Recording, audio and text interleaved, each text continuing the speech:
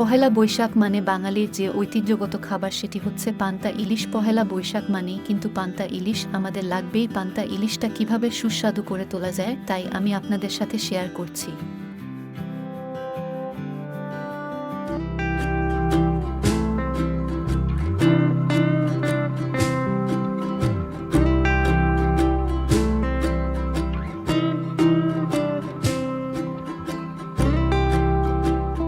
পান্তা ইলিশ করে নেওয়ার জন্য রাত্রে ভাত রান্না করে ঠান্ডা করে জল দিয়ে রেখে দিয়েছিলাম।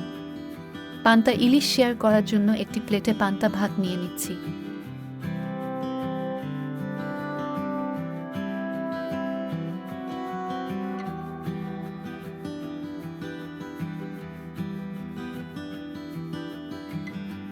পান্তা ভাতের সাথে দিয়ে দিচ্ছি ভেজে নেওয়া ইলিশ মাছ।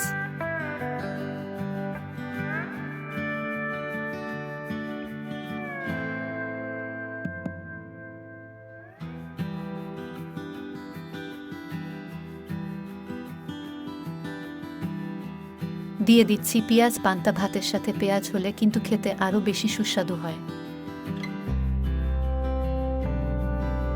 আরও দিয়ে দিচ্ছি কাঁচামরিচ। এর সাথে আরও দিয়ে দিচ্ছি ভেজে নেওয়া শুকনা মরিচ। 1 চামচ দিয়ে দিচ্ছি সরিষার তেল।